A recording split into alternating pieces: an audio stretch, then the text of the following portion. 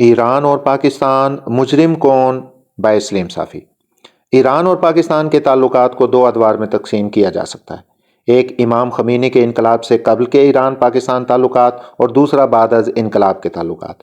شاہی دور میں پاکستان اور ایران کے تعلقات انتہائی خوشگوار رہے، لیکن احسانات کے لحاظ سے ایران کا پلڑا بھاری رہا۔ ایران پہلا ملک تھا جس نے قیام کے فوراً بعد پاکستان کو تسلیم کیا۔ ایران نے پاکستان کی نوزائیدہ ریاست کو اپنے پاؤں پر کھڑا کرنے میں بھی مدد کی۔ 1965 اور 1971 کی جنگوں میں پاکستان کو سپورٹ کیا۔ یہ کام تب اس لیے بھی آسان تھا کہ شاہی ایران اور پاکستان دونوں امریکی کیمپ میں رہے۔ دوسرا دور امام خمینی کے انقلاب کے بعد شروع ہوتا ہے اور اسے ہم ایک لو اینڈ ہیٹ تعلق کا دور کہہ سکتے ہیں، جس میں پاکستان کے احسانات کا پلڑا بھاری رہا، لیکن ایران کا رویہ درے پردہ حلیفانہ کی بجائے حریفانہ بنا رہا۔ انقلاب کے بعد ایران امریکی کیمپ سے نکل گیا اور پاکستان حسب سابق اسی کیمپ میں رہا، بلکہ سوویت یونین کے افغانستان پر حملے کے تناظر میں پاکستان اور امریکہ کی قربت مزید بڑھ گئی۔ دوسری طرف ایران نے اپنے انقلاب کو پاکستان اور دیگر ممالک تک ایکسپورٹ کرنے کی کوشش کی، جس کی وجہ سے پاکستان کی مشکلات بڑھ گئیں۔ ادھر عرب ممالک پاکستان کی ہر مشکل وقت میں مالی مدد کرتے رہے، جبکہ پاکستانی زر مبادلہ کا بڑا وسیلہ بھی عرب ممالک رہے۔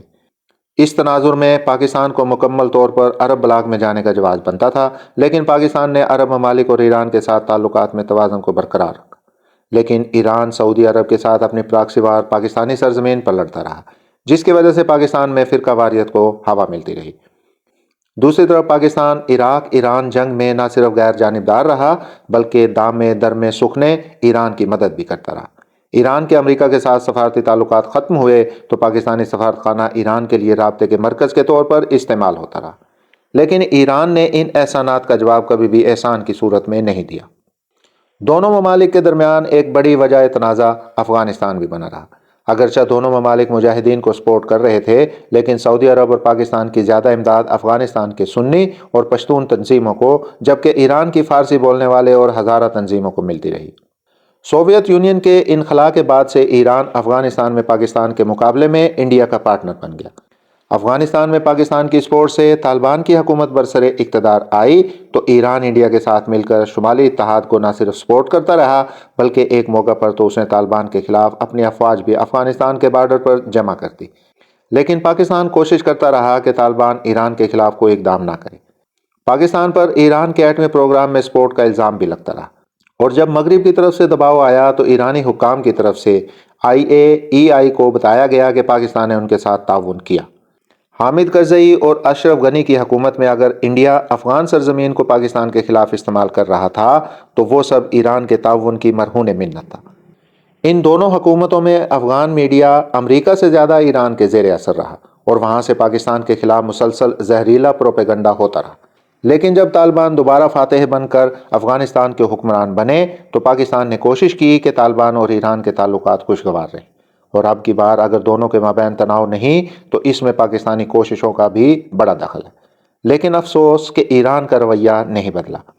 جہاں تک بلوچ علیحدگی پسندوں کا تعلق ہے تو وہ دونوں ممالک کے لیے یکساں خطرہ ہیں، اور امام خمینی کے انقلاب سے قبل شاہی دور میں دونوں ممالک ان کے خلاف مشترکہ کارروائی کرتے رہے۔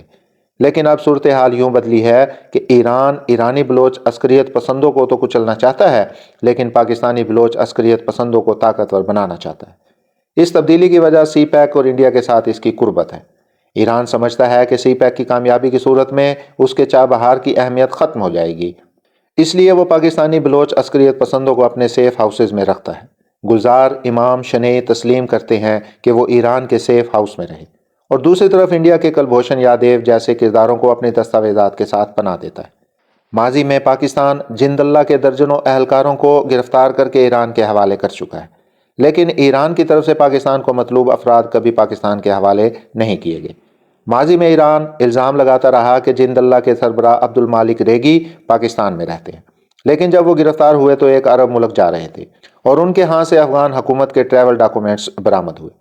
پاکستان چاہتا تو ایرانی دستاویزات کے ساتھ چابہار میں قیام کرنے والے انڈیا کے حاضر سروس انٹیلیجنس افسر کلبھوشن یادیو کو ایران کے خلاف بہت بڑے ہتھیار کے طور پر استعمال کر سکتا تھا، تاہم اس نے ایسا نہیں کیا۔ لیکن افسوس کہ ایران کے رویے میں پھر بھی تبدیلی نہ آئی۔ علیحدگی پسند عناصر کی سرکوبی کے لیے دونوں ممالک کے درمیان رابطوں کا ایک میکنزم بھی موجود ہے، لیکن نہ جانے کیوں اب کی بار ایران نے سفارت اور سرحدی رابطوں کو بالائے طاق رکھ کر بلوچستان میں حملہ کر دیا۔ پاکستان نے فوری طور پر سفارتی محاذ پر شدید احتجاج تو کیا، لیکن ساتھ ہی درون خانہ رابطوں کے ذریعے ایران سے کہتا رہا کہ وہ اسے اپنے کسی افسر کی غلطی تسلیم کر کے معافی مانگ لے، لیکن ایران مصر رہا کہ اس نے کچھ غلط نہیں کیا۔ ایران کوئی ثبوت بھی نہ دے سکا کہ وہاں ایرانی بلوچ عسکریت پسند تھے، چنانچہ پاکستان جواب دینے پر مجبور ہوا۔ اور واضح فرق یہ ہے کہ ایرانی حکومت بھی کہہ رہی ہے کہ پاکستانی کارروائی میں جو لوگ نشانہ بنے ہیں وہ ان کے شہری نہیں تھے۔ ایران کو یہ تو پتہ چل گیا کہ پاکستان عراق یا شام نہیں ہے، لیکن نہ تو پاکستان کو معاملے میں مزید آگے بڑھنا چاہیے اور نہ ہی ایران کو، کیونکہ اس سلسلے کا دونوں میں سے کسی کو فائدہ نہیں ہوگا۔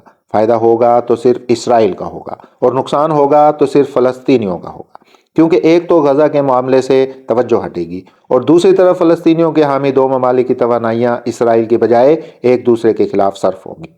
پاک ایران تناؤ کا فائدہ اسرائیل کے بعد کسی اور قوت کو ہو سکتا ہے تو وہ بلوچ علیحدگی پسند ہے، جو ایران کے لیے بھی خطرہ ہے اور پاکستان کے لیے بھی۔ ان سے نمٹنے کے لیے ایک دوسرے سے تعاون ضروری ہے۔